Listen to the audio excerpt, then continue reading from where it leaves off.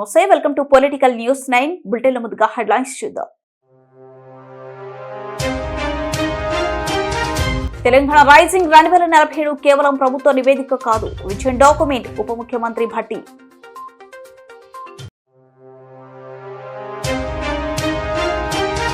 పాలమూరులో పడావు పడ్డ ప్రాజెక్టులపై సమరభేరి మోగించిన బీఆర్ఎస్.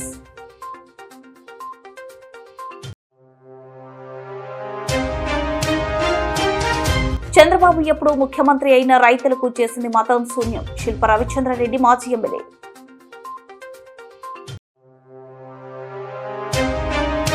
రాయలసీమలో వెనుకబడిన ప్రాంతాలను కరువు కాటకాల నుండి బయట పడేయడానికి వైఎస్ జగన్ రాయలసీమ ఎత్తిపోతల పథకాన్ని ప్రారంభించారు ఎస్వీ మోహన్ రెడ్డి. తెలంగాణ రైజింగ్ 2047 కేవలం ప్రభుత్వ నివేదిక కాదు, ఇది మన పిల్లల భవిష్యత్తుకు దిశానిర్దేశం చేసే విజన్ డాక్యుమెంట్. ఈ రోజు $200 బిలియన్ ఆర్థిక వ్యవస్థగా ఉన్న తెలంగాణ సహజ వృద్ధితో 2047 నాటికి $1.2 ట్రిలియన్ల చేరగలదు. కానీ అది ప్రతి రైతు, దళితులు, గిరిజనులు, మహిళను అభివృద్ధిలో భాగస్వాములు చేయడానికి సరిపోదు.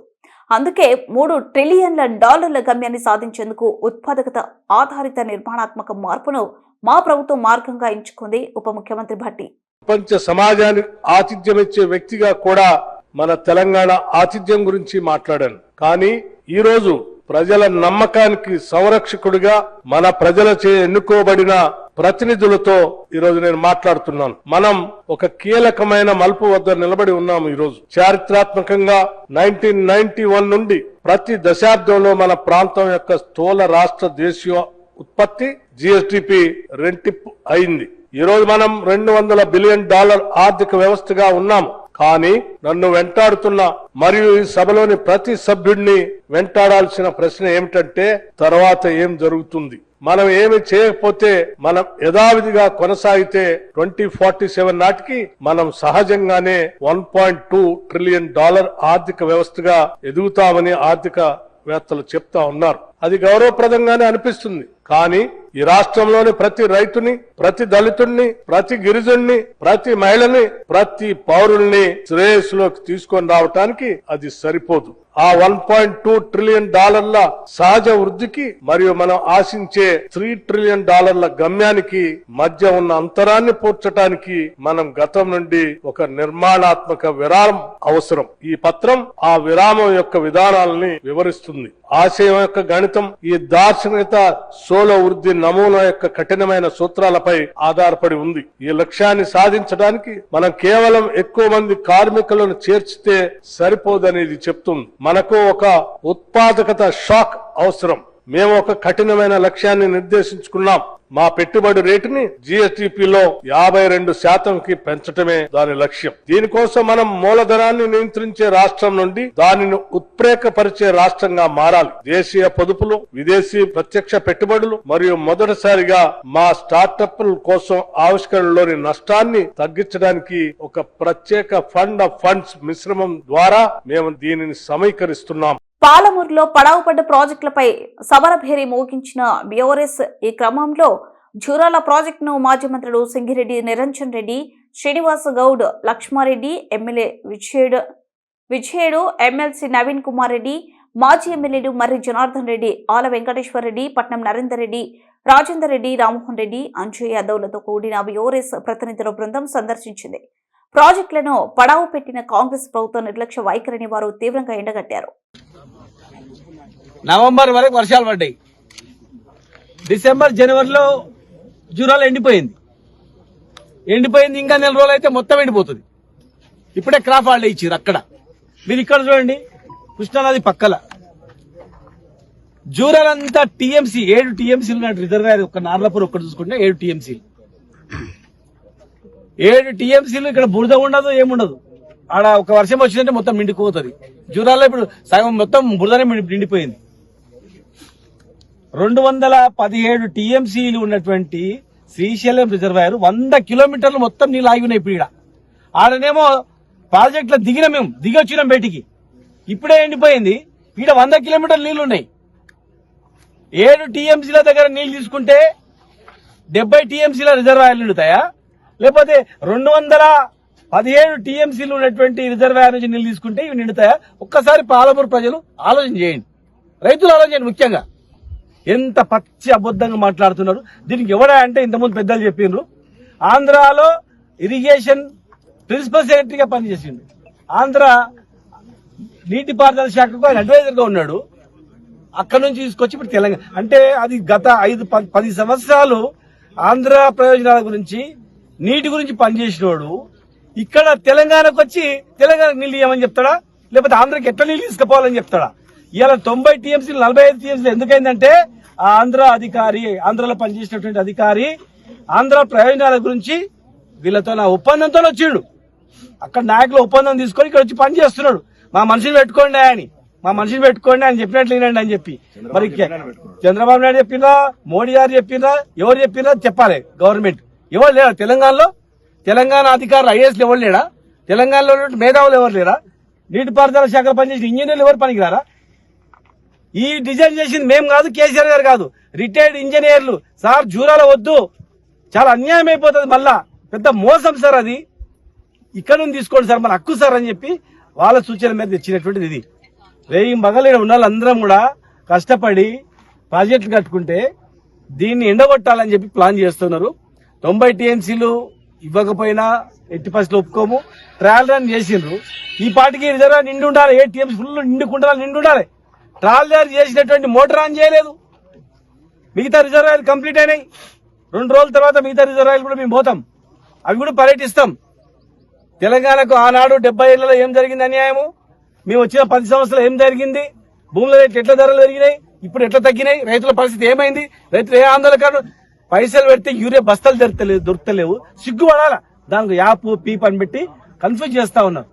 ఎట్టి పరిస్థితుల్లో మేమందరం కూడా నరేంద్ర రెడ్డి గారు, లక్ష్మారెడ్డి గారు, జనార్దన్ రెడ్డి గారు, విజయుడు గారు, పెద్దలు అందరూ ఉన్నారు. ఇప్పుడు ఇక్కడ ఉన్న అందరం కూడా సరే వాళ్ళ మాటలు నమ్మి ఓట్లు వేయకపోవచ్చు కాక ఇప్పుడు పశ్చాత్తాపడుతున్న మాట వాస్తవం కాదా ఆత్మ పరిశీలించుకోండి చెప్తారు. గ్యారంటీగా రేపు మళ్ళీ మేము వచ్చైనా సరే మీరు చేయకపోతే మేము చేస్తాం. ఇప్పుడు అన్యాయం జరిగితే మాత్రం ఇంతకుముందు పెద్దలు చెప్పినట్టు ఖచ్చితంగా గ్రామాల మేము తిరుగుతాం, పాదయాత్ర చేస్తాం. ఖచ్చితంగా ఈ పాదమూరే ఈ గవర్నమెంట్ బుద్ధి వచ్చినట్ల కార్యక్రమాలు కూడా నిర్వహిస్తాం.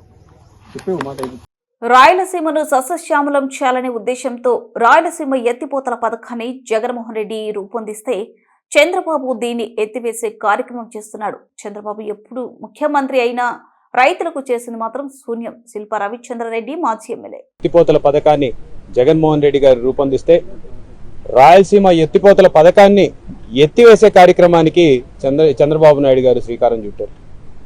చంద్రబాబు నాయుడు గారు గతంలో ఎన్నోసార్లు ముఖ్యమంత్రిగా పనిచేసినారు. మొదటిసారి ముఖ్యమంత్రి అయినప్పుడు ఏనాడు కూడా రైతుల కోసం కానీ ప్రాజెక్టుల కోసం కానీ ఆయన పోరాడింది లేదు, లేకపోతే చేసిన ప్రయత్నాలు కానీ ఎటువంటివి లేవు. తర్వాత కాలంలో మన రైతన్నల్ని దృష్టిలో పెట్టుకొని రాయలసీమని కరువు ప్రాంతం నుంచి బయటపడేయాలనే ఉద్దేశంతో దివంగత నేత ప్రియతమ నాయకులు రాజశేఖర్ రెడ్డి గారు పోతిరెడ్డిపాడు హెడ్ రెగ్యులేటర్ సామర్థ్యాన్ని పెంచి 44,000 క్యూసెక్లకి తీసుకురావడం జరిగింది. ఆ తర్వాత ఈ రాష్ట్రం విడిపోయిన తర్వాత చంద్రబాబు నాయుడు గారు మళ్ళీ ముఖ్యమంత్రిగా గద్దెనెక్కిన తర్వాత ఏదైనా ప్రాజెక్ట్ కి శ్రీకారం చుట్టాడా అంటే శూన్యం.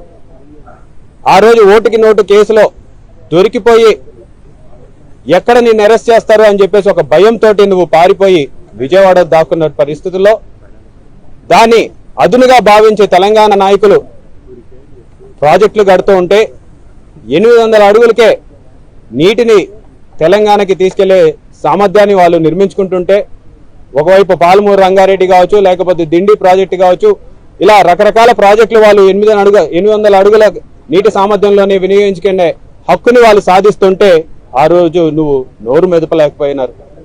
దాన్ని కనీసం ఆపే ప్రయత్నం కూడా ఎక్కడ చేసినటువంటి పరిస్థితులు కనపడడం లేదు. మరి తర్వాత జగన్మోహన్ రెడ్డి గారు అధికారంలోకి వచ్చినారు.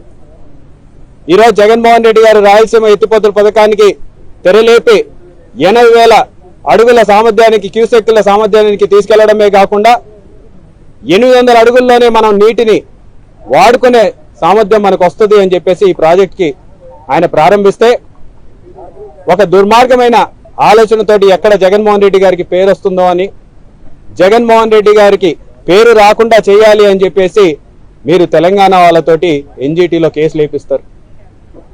సరే మాట మాట్లాడితే కేంద్ర ప్రభుత్వానికి మార్గనిర్దేశకుడిని నేనే, నరేంద్ర మోడీని ప్రధానిని చేసింది నేనే అని చెప్పేటువంటి చంద్రబాబు నాయుడు గారిని మేము ఒకటే సూటిగా ప్రశ్నిస్తున్నాం.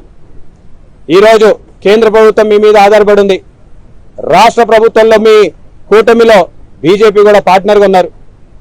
మరి ఈ సంవత్సరంన్నర కాలంలో 2 సంవత్సరాల కాలంలో ఎన్జీటీలో ఆ కేసుని ఎందుకు ఎత్తేయలేకపోయినారు అని చెప్పేసి మేము ప్రశ్నిస్తున్నాం.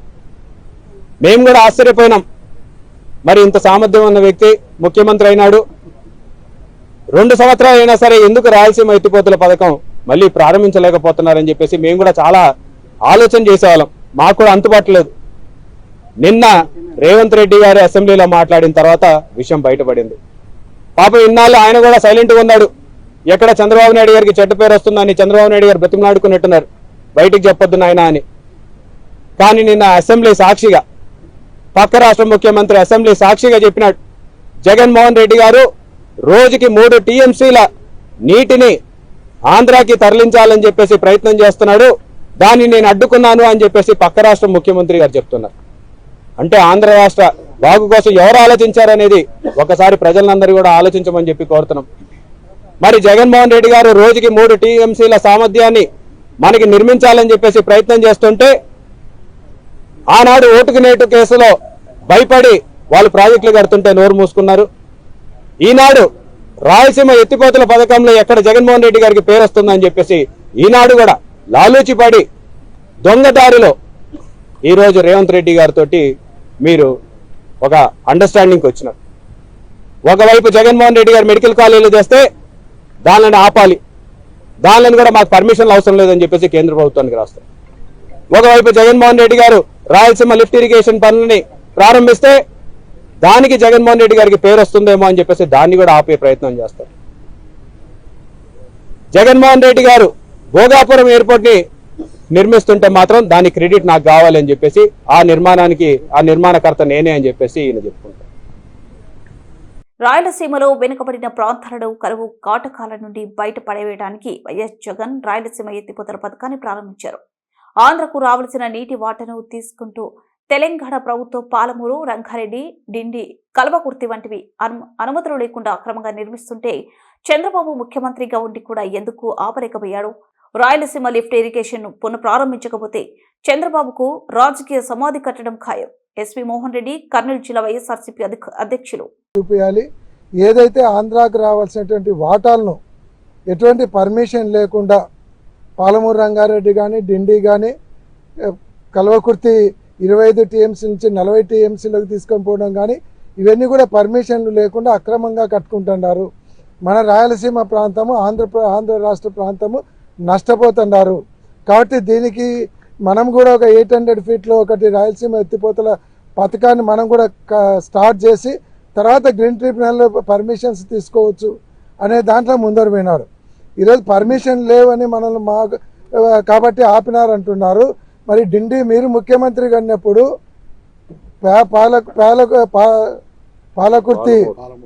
పాలమూరు కల్వకుర్తి 15 టీఎంసీలు పెంచినప్పుడు మీరేం చేస్తున్నారు? పాలమూరు రంగారెడ్డి పర్మిషన్ లేకుండా డిండి కడుతుంటే మీరు ముఖ్యమంత్రి కంటే ఎందుకు ఆపలేకపోతున్నారు? దానికి సమాధానం చెప్పండి. ఈరోజు రేవంత్ రెడ్డి గారు డైరెక్ట్గా చెప్పినారు,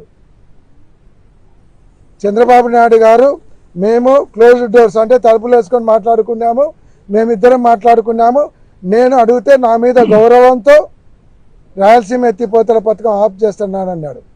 అంటే అంత శిష్యవాత్సల్యం చూపిస్తున్నారా? ఈరోజు రాయలసీమకు అన్యాయం చేసి మీ శిష్యునికి మీరు మంచి చేయాలనుకుంటే ఒప్పుకునేటువంటి పరిస్థితి లేదు. ఈరోజు మేము ఒక్కటే చంద్రబాబు నాయుడు గారికి డైరెక్ట్గా క్వశ్చన్ అడుగుతున్నాం, రేవంత్ రెడ్డి గారు చెప్పింది నిజమా అబద్ధమా? మీరు ఇద్దరు మాట్లాడుకొని రేవంత్ రెడ్డి గారి కోరిక మేరకు ఈ రాయలసీమ ఎత్తిపోతల పథకాన్ని ఆపి రాయలసీమ ప్రజల గొంతు కోయడానికి మీరు సన్నద్ధమైనారా? కాబట్టి ఈరోజు గ్రీన్ ట్రిబ్యునల్ పర్మిషన్ ఈరోజు తెచ్చుకోవాలంటే మీకు 5 నిమిషాల పని. మీరు కూటమి ప్రభుత్వం చెప్పుకుంటున్నారు, మీ అమరావతి కోసము అంత లాబింగ్ చేసి 1,00,000 ఎకరాలకు లాబింగ్ చేసి పర్మిషన్ తెచ్చుకున్నారు. తర్వాత 1,00,000 కోట్లకు అప్పులు తెచ్చుకోవడానికి లాబింగ్ చేసినారు. రాయలసీమ ప్రజల గొంతులు తడారిపోతుంటే వాళ్ళని ఆదుకోవడానికి ఆ మాత్రం లాబియింగ్ చేసి గ్రీన్ ట్రిబ్యునల్ నుంచి పర్మిషన్ తెచ్చుకొని దీన్ని స్టార్ట్ చేయలేదా?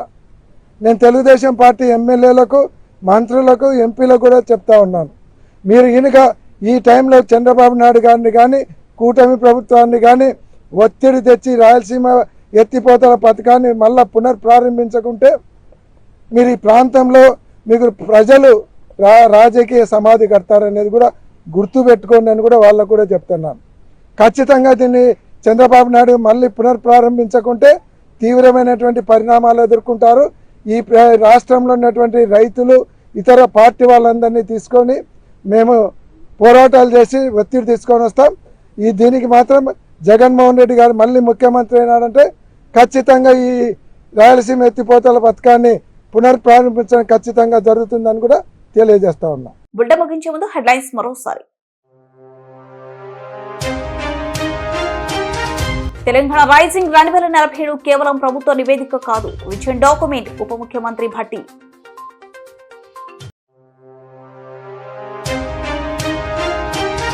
పాలమూరులో పడావు పడ్డ ప్రాజెక్టులపై సమరభేరి మోగించిన బీఆర్ఎస్.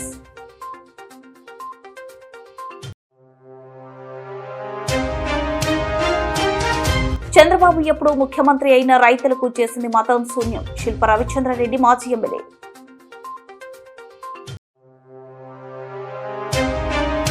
రాయలసీమలో వెనుకబడిన ప్రాంతాలను కరువు కాటకాల నుండి బయట పడేయడానికి వైఎస్ జగన్ రాయలసీమ ఎత్తిపోతల పథకాన్ని ప్రారంభించారు ఎస్వీ మోహన్ రెడ్డి.